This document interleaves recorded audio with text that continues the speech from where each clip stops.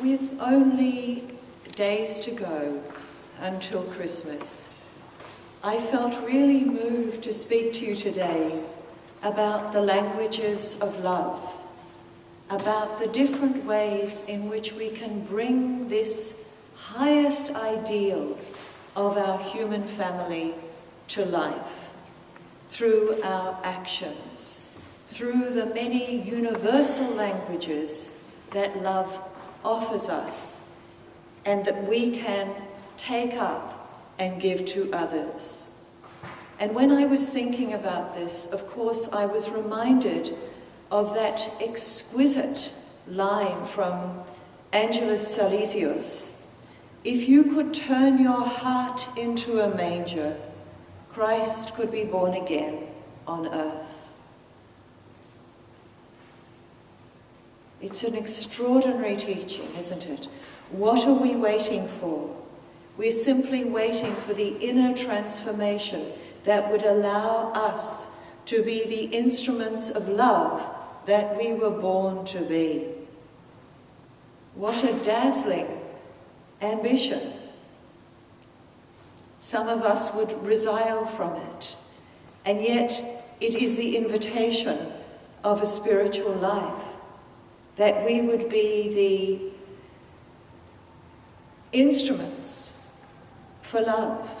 What other instruments does love have but our family, our human family, but not only our human family. Many of our species are also divine instruments of love. It is love that teaches us our interdependence. It is love that restores us when we are broken. It is love that allows us to exceed ourselves when otherwise we might be very petty. So I wanted to find 6 languages that I thought were particularly meaningful for us as we approach the end of 2012. And the first of them is hospitality.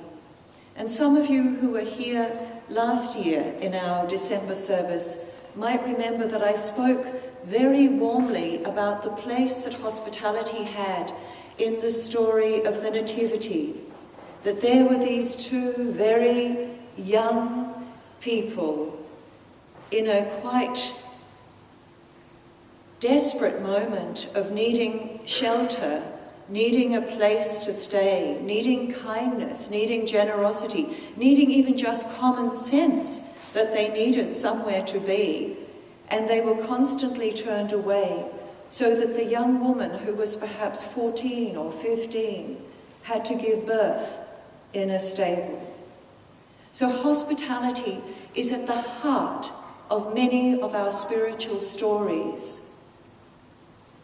But it's not just about the hospitality that we would offer one another, which I think is a very strong, very explicit value in our services here at Pitt Street. The services that Ian leads and the services that I lead. Hospitality is a very explicit value, and I think you all demonstrate it also to one another. And that moves me very much, more than I can say, when I see countless examples of it. But there's another aspect to hospitality also that I really want you to consider, and that is offering hospitality to those parts of yourself that you might otherwise disown or feel unreconciled with. The parts of yourself that you might feel shame about, or regret about, or humiliation about, or that you might disown and project onto other people. And I ask you to consider, in the name of love, offering hospitality to those aspects of yourself also, and bringing them into wholeness and holiness through a more compassionate gaze. The second of the languages of love is the language of forgiveness. And again, I want you to start with yourselves, really considering, at this time of the year, are there aspects of yourself where forgiveness is needed, maybe for a pettiness, an inadequacy, a mean word when it wasn't helpful, or perhaps something unkind that you said about yourself to yourself. The language of love would transform that.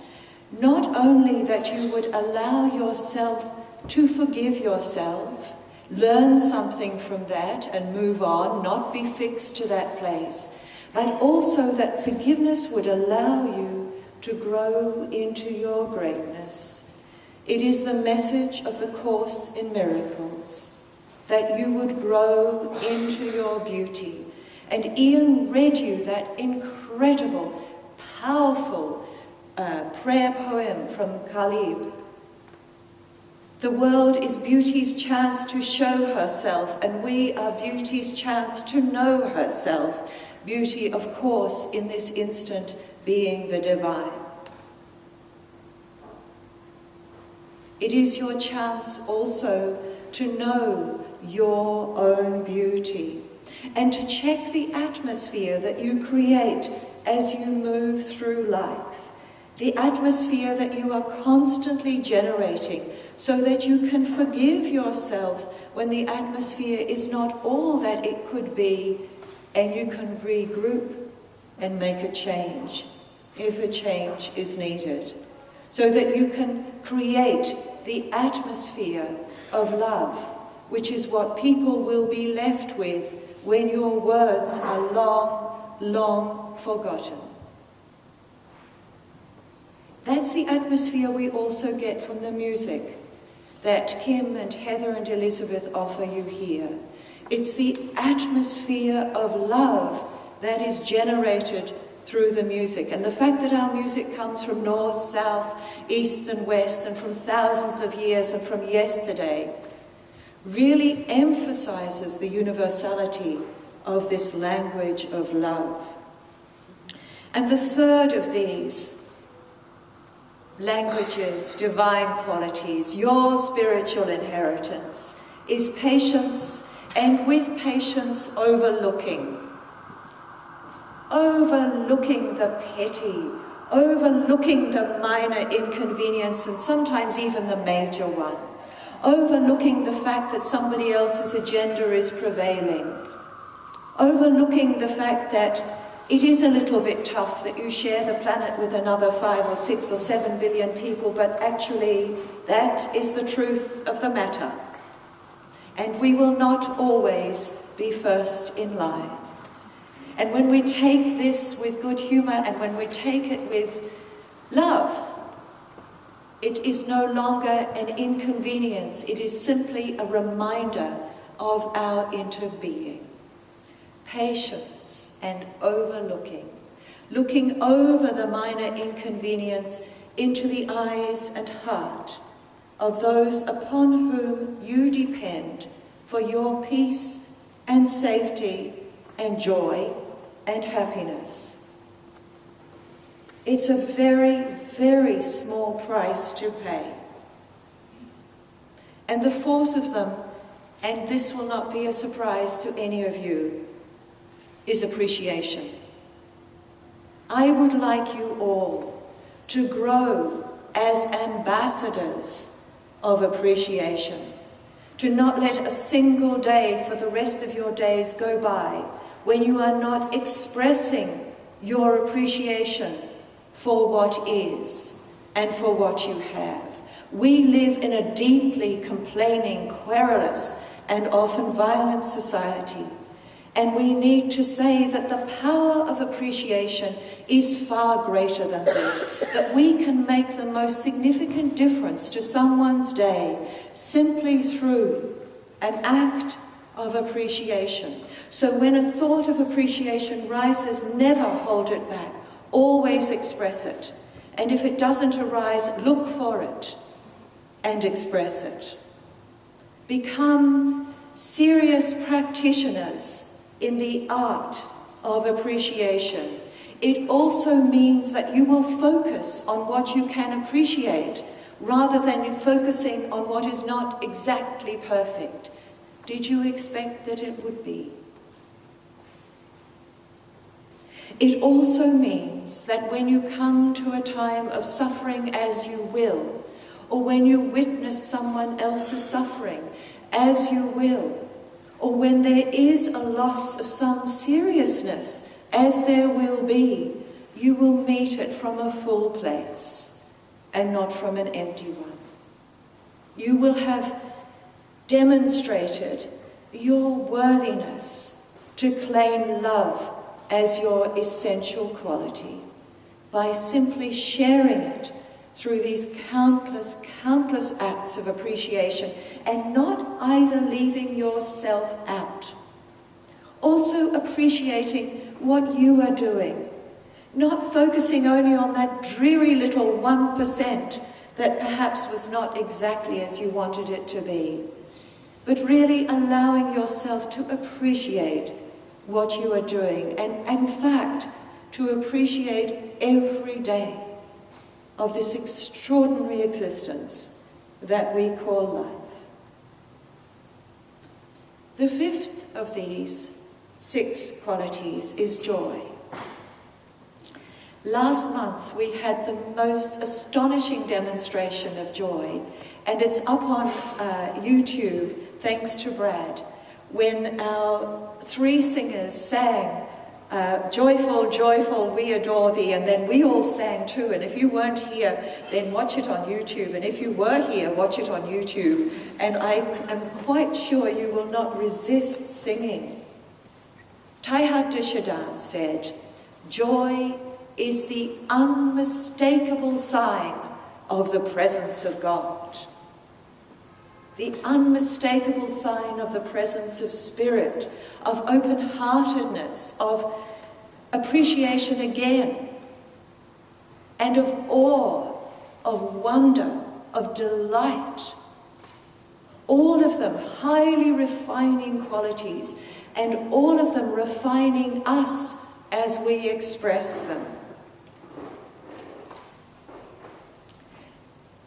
And there is perhaps nothing more beautiful, nothing more exquisite than cultivating joy, even when you have first-hand knowledge that in life, as the Buddha has taught us, there is also suffering. But suffering is not the end of the human story. It is not even the beginning of the human story. Every birth is a joy. Every birth should be a joy, and we can continue to celebrate that joy throughout our existence. I also found this wonderful little teaching from Swami Vivekananda. The first sign of your becoming religious is that you are becoming cheerful. When someone is gloomy, his condition may be dyspepsia, indigestion, but it is not religion. To the yogi, the spiritual seeker, everything is bliss. Every human face that he sees brings cheerfulness to him, because of course when he looks or she looks at the face of another, you don't just see weariness, difference, sameness. You see another soul sharing this human journey of ours. And acknowledging that, of course, is to acknowledge the presence of the divine in the world, and that is truly bliss. So the 6th of these is peacemaking, and we have paid a lot of attention this year to peacemaking. We are a congregation, a community, a network of peacemakers. This is the most profound message of all, because it requires us to transcend our selfishness. And that, of course, is the only possible route to happiness, to transcend our selfishness. Blessed are the peacemakers, for they will be called the children of God. In other words, we have recognized that they are made in the divine image, that they have soul strengths to call upon, not just the strengths of the ego or the personality self, but soul strengths, and that whatever our race, whatever our gender, whatever our social class, whatever our education, whatever our faith path, those soul strengths transcend all labels. That is truly the message of spiritual inclusion. They are ours for the living. And what does this mean? It means resolving conflict and not adding to it. It means accepting differences and celebrating them. It means refusing violence as a solution to social problems. And it also means not speaking violently to ourselves. It means learning the languages of love in how we deal with ourselves and also with other people.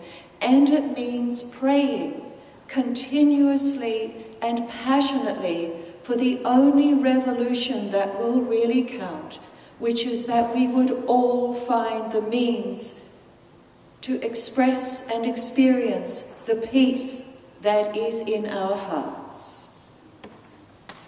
Beloved, let us love one another, for love is of God, and everyone that loves is born of God and knows God. Those who love not know not God, for God is love. None of us has seen God at any time, yet if we live with one another and if we love one another, we will know that God lives within us, and love is perfected within us. Blessed be.